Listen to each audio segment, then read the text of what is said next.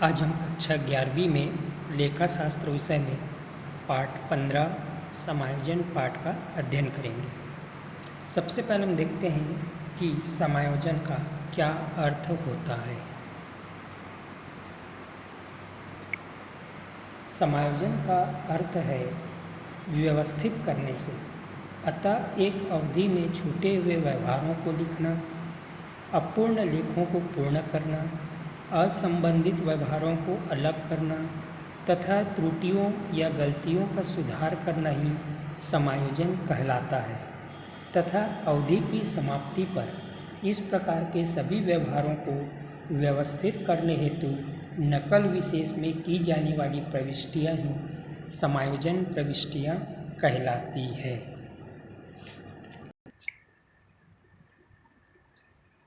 इसके बाद हम देखेंगे प्रमुख समायोजन या प्रमुख समायोजन के नाम। सामान्यतः समायोजन निम्न प्रकार के होते हैं। पहला अंतिम रहतिया, दूसरा अदत्त व्यय, तीसरा पूर्वदत्त व्यय, चौथा उपार्जित आय, पांचवा अग्रिम प्राप्त आय या अनुपार्जित आय, छठवां मूल्यह्रास, सातवां डूबत ऋण, आठवां डूबत ऋण के लिए आयोजन या संचय, नंबर 9 देनदारों पर छूट के लिए आयोजन, नंबर 10 लेनदारों पर छूट के लिए आयोजन, नंबर 11 पूंजी तथा आहरण पर ब्याज, नंबर 12 ऋण पर ब्याज और नंबर 13 विशेष समायोजन। तो इस प्रकार से ये प्रमुख समायोजन के नाम हुए। अब हम देखेंगे कि इन प्रमुख समायोजनों का अर्थ क्या होता है।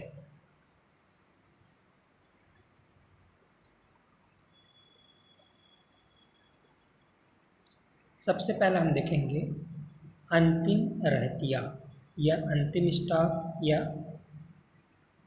अंतिम स्कंद भी कहा जाता है।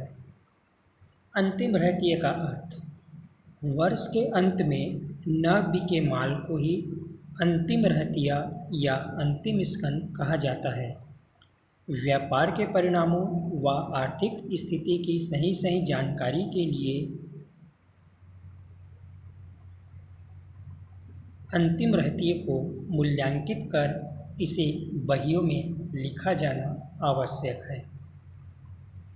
अंतिम स्कंद का मूल्यांकन सामान्यतः लागत मूल्य या बाजार मूल्य दोनों में से जो कम होता है उस पर किया जाता है। अंतिम रहतिये का मूल्यांकन कर लेने के बाद इसे लिखा करने के लिए निम्नांकित समायोजन प्रविष्टियाँ की जाती है। अंतिम रहतिये का समायोजन प्रविष्टि है अंतिम रहतिया खाता विकलन व्यापार खाता से। इसका नरेशन होगा व्याख्या अंतिम स्कंद को हिसाब में लेने पर। इस प्रकार से ये समायोजन प्रविष्टियाँ होगी अंतिम रहतिये का। दूसरा समायोजन देखेंगे अदत्त व्यय।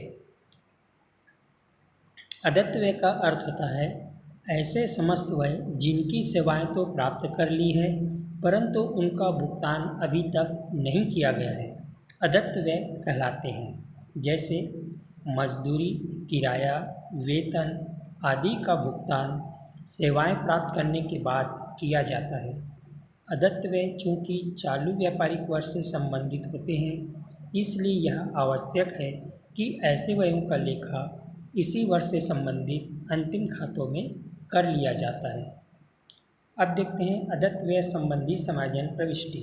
तो अदत्त व्यय संबंधी समायोजन प्रविष्टि होती है व्यय खाता विकलन। यहाँ पर व्यय की जगह हम नाम लिखेंगे। जैसे अदत्त वेतन है तो अदत्त वेतन खाता विकलन, अदत्त व्यय खाता से। तो यहाँ पर व्यय खाता विकलन में व्यय की जगह हम उसका नाम भी लिखेंगे जिसका अदत्त है। नरेशन होगा अदत्त व्ययों के लिए समायोजन करने पर। इसके बाद अगला समायोजन देखेंगे पूर्वदत्त व्यय। पूर्वदत्त व्यय का अर्थ होता है चालू वर्ष में चुकाए गए ऐसे व्यय जो आगामी या अगले वर्ष से संबंधित हो, पूर्वदत्त व्यय कहे जाते हैं। इस प्रकार के व्यय को असमाप्त व्यय भी कहते हैं। सामान्यतः इस प्रकार के व्ययों में बीमा, कर, किराया, टेलीफोन आदि व्यय सम्मिलित होते हैं। इसकी समाजन प्रविष्टि होती है पूर्वदत्त का पूर्वदत्त व्यय खाता विकलन व्यय खाता से। तो यहाँ पर जो व्यय खाता लिखा वहाँ पर उसका नाम लिखेंगे जिससे वो संबंधित होगा। नरेशन होगा पूर्वदत्त व्यय का समायोजन करने पर। अगला समायोजन देखेंगे उपार्जित आय। उपार्जित आय का अर्थ है वह आय जो अभी प्राप्त नहीं हुई है किंतु अर्जित की जा चुकी है, उपार्जित आय या अप्राप्त आय कही जाती है। अर्थात व्यापार में सामान्यतः इस तरह की आय भी हो सकती है जिसके लिए लेखा अवधि में सेवाएं दी जा चुकी है किंतु उसकी प्राप्ति वर्ष के अंत तक नहीं हुई है, तो इस प्रकार की आय को ही उपार्जित आय कहते हैं। इसकी समायोजन प्रविष्टि होगी उपार्जित आय खाता विकलन आय के खाते से अप्राप्त आय का समायोजन करने पर। अगला समायोजन है अनुपार्जित आय। कुछ आय ऐसी होती है जो हमें पहले ही प्राप्त हो जाती है जिसका संबंध इस वर्ष की आय से न होकर के अगले व्यापारिक वर्ष से होता है तथा जिसकी सेवाएं देना बाकी रहती है, ऐसी आय को अनुपार्जित आय कहते हैं। दूसरे शब्दों में या सरल शब्दों में हम कह सकते हैं ऐसी समस्त आय जो प्राप्त हो गई हो पर सेवाएं नहीं दी अनुपार्जित आय कहलाती है। जैसे अग्रिम प्राप्त कमीशन या किराया आदि। इस प्रकार की समायोजन प्रविष्टि होती है आय खाता विकलन। यहाँ पर आय का हम नाम लिखेंगे, जैसे कमीशन है या किराया है तो अनुपार्जित आय खाता से। नरेशन होगा अग्रिम आय का समायोजन करने पर। अगला समायोजन है मूल्यह्रास। मूल्यह्रास का अर्थ होता है स्थायी संपत्तियों के निरंतर प्रयोग से अथवा समय व्यतीत हो जाने या अन्य किसी कारण से इनके मूल्यों में जो निरंतर कमी आती है, यही मूल्यह्रास कही जाती है। मूल्यह्रास व्यापार का एक आवश्यक माना जाता है।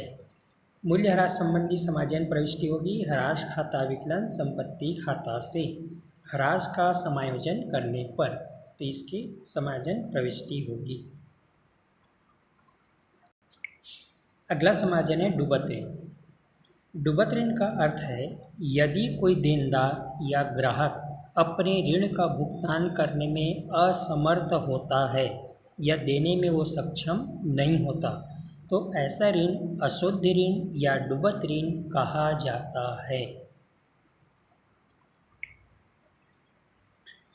डूबत ऋण की समायोजन प्रविष्टि होगी डूबत ऋण खाता विकलन देनदार से। नरेशन होगा या व्याख्या डूबत ऋण अपलिखित करने पर, तो इसकी समायोजन प्रविष्टि है डूबत ऋण। इसके बाद हम देखेंगे अगला समायोजन डूबत ऋण के लिए आयोजन।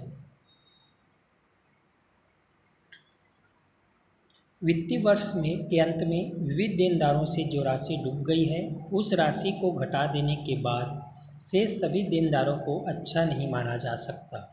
कुछ ऐसे भी देनदार हो सकते हैं जिनके बारे में यह संदेह हो सकता है कि वे अपना ऋण दे पाएंगे या नहीं।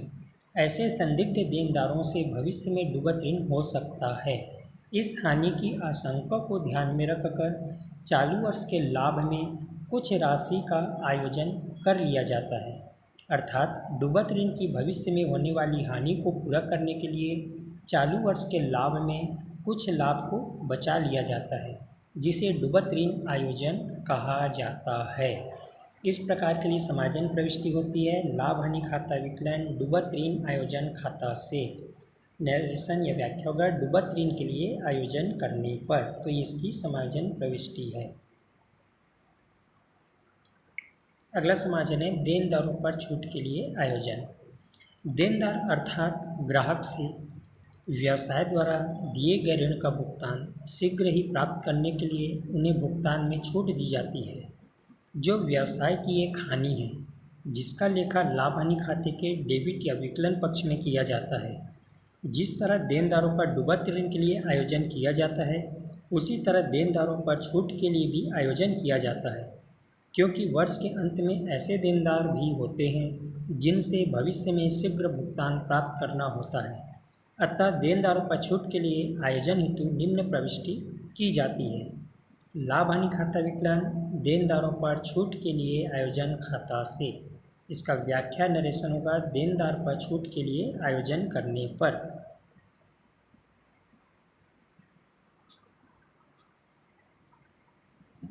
इसके बाद फिर अगला समायोजन है लेनदारों पर छूट के लिए आयोजन।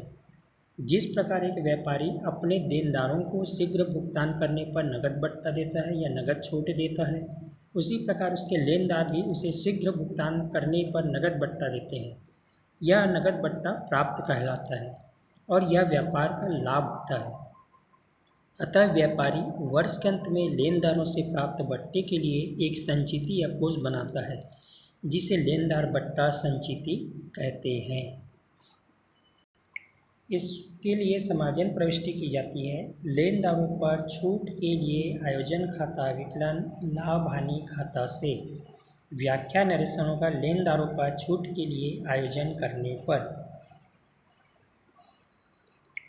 अगला देखते हैं समायोजन पूंजी तथा आहरण पर ब्याज।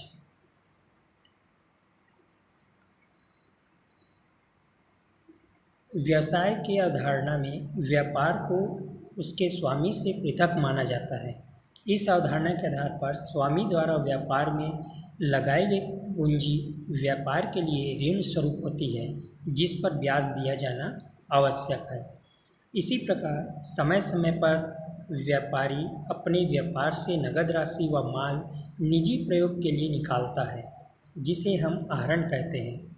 यह आहरण भी व्यापारी द्वारा व्यापार से लिया गया ऋण है, अतः आहरण पर ब्याज लिया जाना आवश्यक है।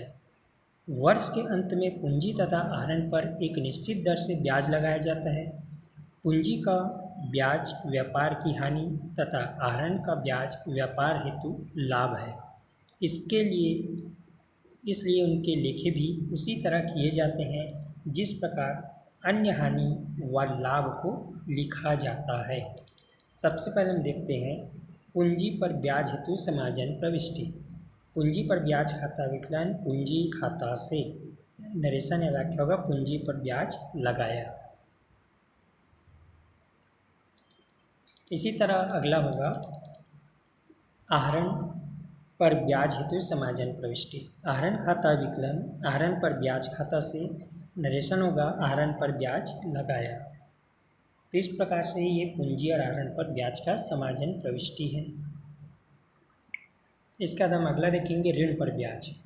कभी कभी व्यापारी द्वारा व्यापार में रोकड़ की आवश्यकता उत्पन्न होने पर ऋण लिया जाता है, अतः यदि ऋण लिया गया है तो इसके ब्याज को भी हिसाब में लिया जाना आवश्यक है। तो इस प्रकार ऋण पर ब्याज का समायोजन प्रविष्टि होगा ऋण पर ब्याज खाता विकलन ऋण खाता से। नरेशन होगा ऋण के ब्याज को समायोजित करने पर। तो इस प्रकार से हमने प्रमुख समायोजनों के नाम और उनके अर्थ व समायोजन प्रविष्टि के बारे में अध्ययन किए।